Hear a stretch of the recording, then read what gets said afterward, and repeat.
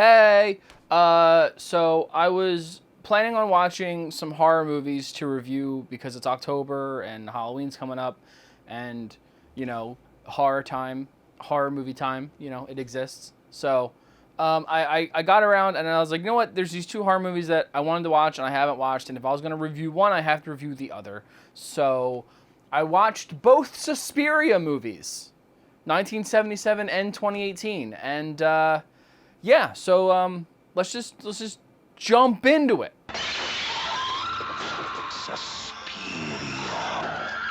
Suspiria is a 1977 horror film written by Dario Argento and Daria Nicolodi and directed by Dario Argento and stars Jessica Harper, Stefania Cassini, and Rudolf Schundler, who has the most insane eyebrows. Suspiria follows a girl named Susie, who is a new attendant at a dancing school. And as she arrives, very strange things start happening, and it's soon revealed that the people who run the dance academy are witches. Suspiria is a very interesting movie. I haven't seen any Dario Argento movie. This is the first Dario Argento movie I've actually ever watched. The first thing I noticed about the movie is that it's extremely colorful. This movie has amazing colors, and the sets are amazing and so bright and vivid, and it's very dreamlike, very fantasy-like. Everything's just so bright and colorful, so visually striking as a movie, and no real other movie compares to the visual style that this movie has. And maybe Dario Argento's movies are like this too, I don't know, but this movie is very visually striking, and it's honestly, I think it's the movie's strongest aspect. I thought the visual effects were really well done as well. I really liked the gore effects, the blood and the guts. There's a specific scene where a woman falls through a glass ceiling and she winds up getting hung by some wire on the way down. It like wraps around her and then like catches her neck, and she like sits there hanging, and the glass falls down and crashes on the woman below and cuts her all up. It all looks phenomenal. Scenes like that made me more interested in the technical aspect of how a scene like that was achieved, because it's easy to look at a movie today and be like, oh, they did that with some sort of digital composite and editing and it's visual effects, whatever, computers.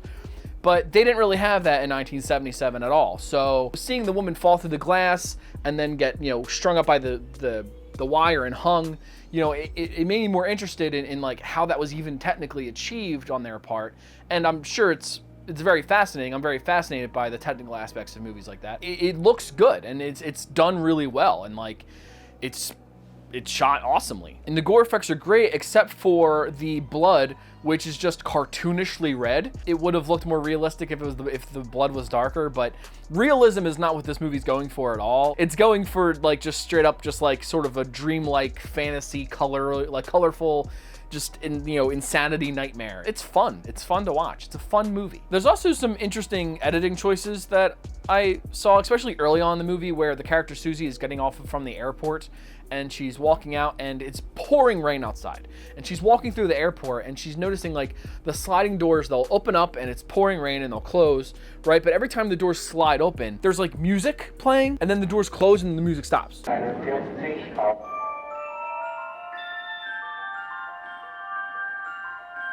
Weiterzug nach Mailand bis 12:45 Uhr.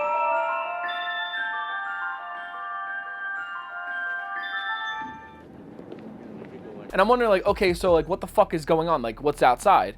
And she gets outside and nothing's outside. It's just raining, and she hails a cab as she drives off.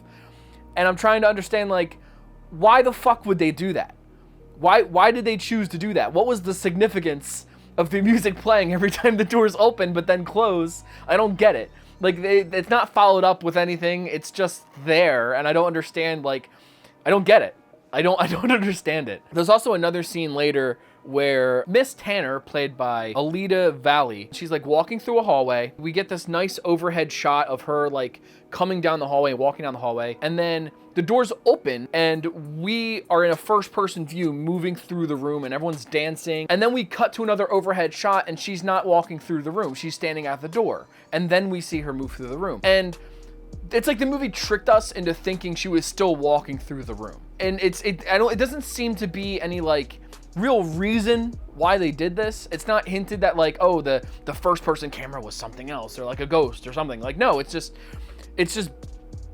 like a weird editing choice. Like, why even do the first person's like, you know, camera face at all? Like, why do that? Because when you do that, you make us think we're seeing through the eyes of someone. And if she if she opens the door and just stands there, she's not moving through the room.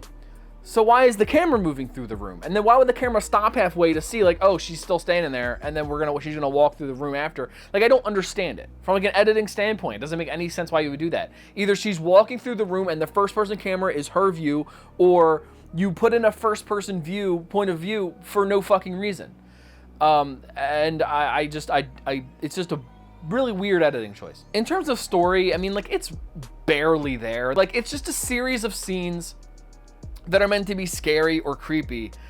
And some of them are creepy, but most of them are just laughably bad. There's a scene where like a bat flies in through the window and a bat is like flying around the room, and it goes on for like way too long, and it almost feels like a comedy film. There's always that scene in like dumb comedies where like an animal jumps on someone's face and they're flying around the room trying to get like the cat off their face or something, right? Like, that happens, but with a bat, and it's supposed to be scary, but it's not scary. It's just funny.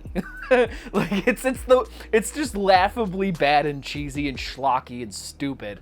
But then there's scenes like later on in the film, like towards the very end of the film, where Susie walks into a room and there's this woman behind a curtain, and she pulls the curtain and the woman's not there, but you can still hear the woman laugh and talk, and like, she's not there, but she's there somewhere, and it's really creepy. It's like one of the few genuinely creepy moments in the whole movie.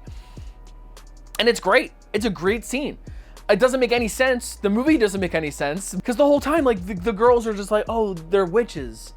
And they don't do anything witch-like until the very end of the movie, where there's witches, and then the movie ends. It's just, oh, what's creepy? Oh, bats are scary, so let's put a bat in a room and have a bat fly in this woman's face. Or, oh, what's creepy? Maggots. Bugs are gross, so let's have maggots just fall from the ceiling. And that's kind of it. It kind of just dawdles around, trying to be creepy, you know? And then the movie's over.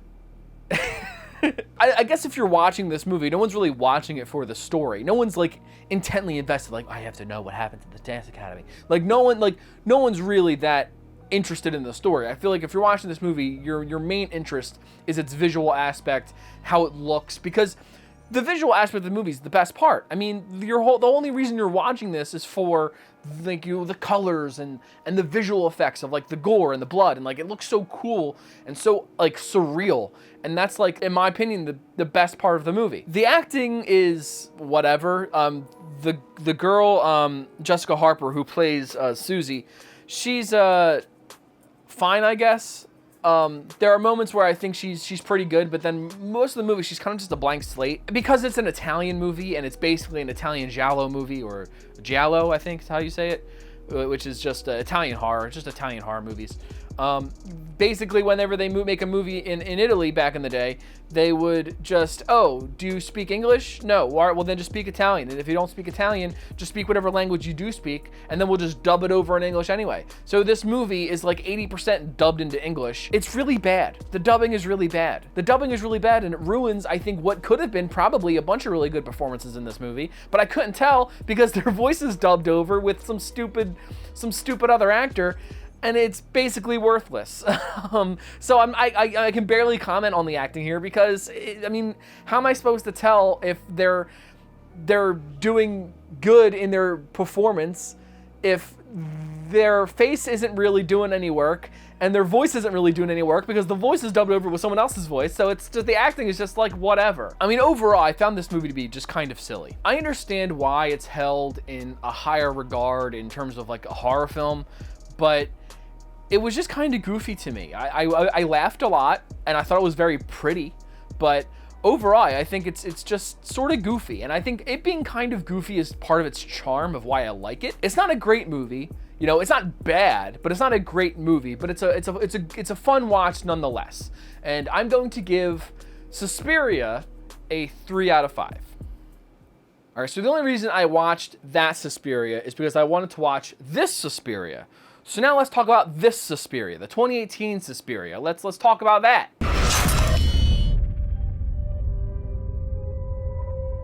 Suspiria is a 2018 horror film written by David Kajganich and directed by Luca Guadagnino. I don't know how to say his fucking name. It stars Dakota Johnson, Tilda Swinton, Chloe Grace Moretz, among a bunch of other people. This one follows loosely the same plot. A young American girl who wants to be a dancer shows up and goes to this dance academy overseas. The similarities to the movie kind of end there. I mean, it's still about witches. However, the movie takes a very different turn and does lots of things different from the original. And I feel like these movies are very different, and so you kind of can't really compare them on the same level. They're so different. However, you do have to compare them because one's a remake of the other.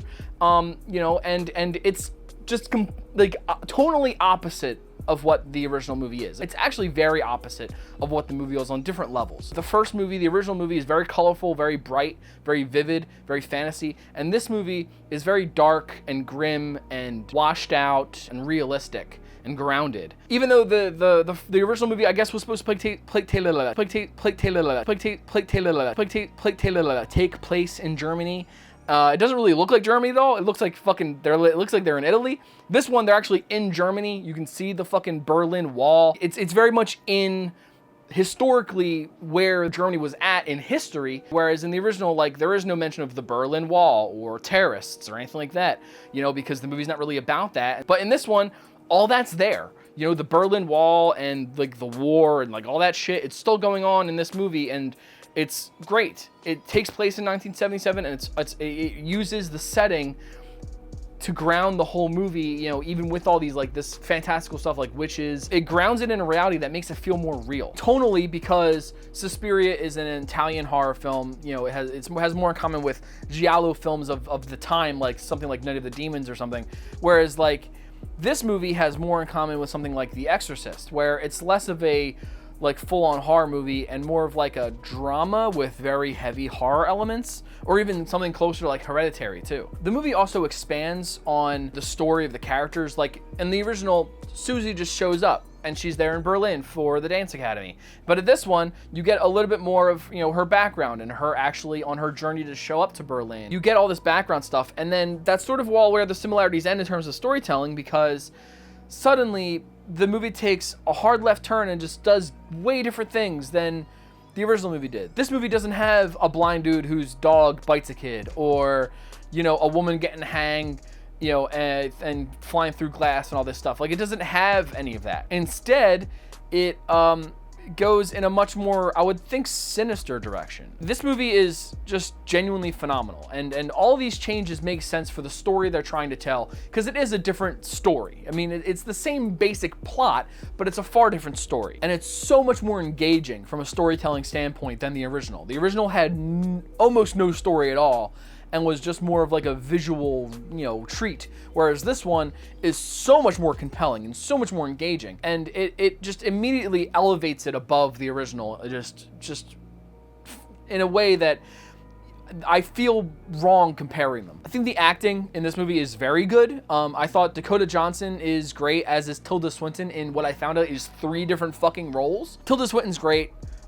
Especially her role as the professor. I forget what the professor's name is, but her performance as him is awesome. As well as Dakota Johnson. I think Dakota Johnson's great. Her performance is a little bit more subtle. Her character goes through a change in the later part of the movie. You can tell just on the way she carries herself and the way she speaks that this change has taken effect, and that she's not the same person she was in the beginning of the movie. I think everyone's fine. I just don't think that there's any one performance that is better or is more memorable than anyone else's. But that's not to say that their performances are bad. Their performances are very good. It's just there's no one performance that steals it from anyone else, and it's good. It's good performances. I think the visual effects in this movie were hit or miss. Like, there's one scene where Dakota Johnson is dancing, and the choreography is amazing. It's violent and striking, and just visually just amazing looking to look at this dance choreography. And as she's dancing, she's had a spell put on her, and she's linked to this other woman who's in a different room, and as she's dancing, this woman's being thrown around a room, and her body is contorting in all these different ways, and she's getting just destroyed. And it's an agonizing, horrifying scene because it's so realistic. You know, at a certain point, she's like throwing up and pissing her pants, and she's like bent around, and her skin's bruising, and bones are popping out. It's horrific. And I'm watching it, and it goes on for so long, and I'm just like, it's still going? Like, Jesus Christ, it's unbearable, but it's so, like, you can't look away. It's horrifying. And it's done so well. It looks so realistic. But then there's scenes like the climax of the movie. I don't want to give away really what happens or the context of what's happening in the scene, but there's lots of blood and lots of gore, and heads are exploding and bodies are being ripped apart. And some of the gore looks good, but a lot of it looks like really shitty digital blood and just looks really fucking bad. So bad that I started fucking laughing at just how fucking bad it looks. It's terrible. I don't understand why the people behind this movie decided to skimp on the gore effects that are gonna, you need to drive home your climax. And in this climax, it's just really terrible. Like, really bad. Like, it's head scratch. Like, I don't understand. Just why not spend the money on real blood? Why use digital blood? Why do all this fake shit? It just looks terrible. I mean, don't get me wrong. The impact is there, right? Like, it's very violent, and it's a beautiful, beautiful climax, and I love it. Especially when it does this thing where like the frame rate gets cut in half, and it's all choppy. It looks very dreamlike, and everything's red. And the climax is really where all the color comes back into the movie, but it's nothing but red, and it's just awesome to watch. But the visual effects are terrible in that scene. They just look really fucking bad. And it just sucks me right out of the movie. And I'm just like, oh man, it's disappointing because everything else about this movie is so well done. The music, the dance choreography, the editing, the cinematic choices that this movie takes, the snap zooms really close into someone's eyes, and then like the cool 70s inspired synthesizer music and the creepy piano music that this movie has, like the score, the editing, like, there's dream sequences in this movie that are just some of the most horrifying things that you'll ever see. Like, just awesome scenes. Everything about this movie is just amazing. And then there's these visual effects that are just shit. And you're just like, well, why? Why not? Oh, it pisses me off, and it's sad. It's sad that it's so bad. I really wanted that part to just be good. You know what I mean? But it's not. Even though that scene's great, the visual effects are not. The whole movie's great, but those visual effects in that specific case are just bad. And like, there's these people who are supposed to be like diseased and like worn down, and they look sick, but none of the effects look good. It just has like, they look like they're wearing bodysuits. It just looks really bad. Like, that's the thing. Like, that's the thing is, like, there's scenes like the one where this woman's getting thrown around and contorted, and that looks phenomenal. And they're putting meat hooks in her, and you can see it pierce through the flesh, and it looks just horrifically realistic. And that's why it's so striking. But then you get later into the movie, and it's not nearly as impactful because it's using really horrible digital blood and effects, and it just looks really bad. I can't really think of what else to say about this movie, but at the same time, I feel like I haven't said enough. So I'm just going to wrap this up and say that overall, this film is far superior to the original. Better in every possible way possible. Like, just the acting, the editing, the directing, the music, everything is so much better about this. It's much more engaging on a story. It has a lot more heart. It's a lot more horrifying. It does everything so much better than the original. There are scenes in this movie that are so horrifying, and it will stick with you long after the movie's over. And there are things that are wrong with this movie, but they're so minuscule that, everything else about the movie is so good that it just sort of, you have to ignore them because they don't matter in the grand scheme of the things. The digital blood at the climax and the poor makeup on the bodysuits. I mean, like, they're nothing when you compare it to everything else that's so great about this movie. And I'm gonna have to give Suspiria a 5 out of 5. Thank you for watching these reviews. If you like this video, please hit the like button. I'd also appreciate if you could subscribe. I do a new movie review every Monday. I used to do reactions. I'm not doing reactions anymore. I don't like doing them. I'm done. No more reactions. You can find me on the social media accounts at The Shane Watson. Thanks for watching. See you later.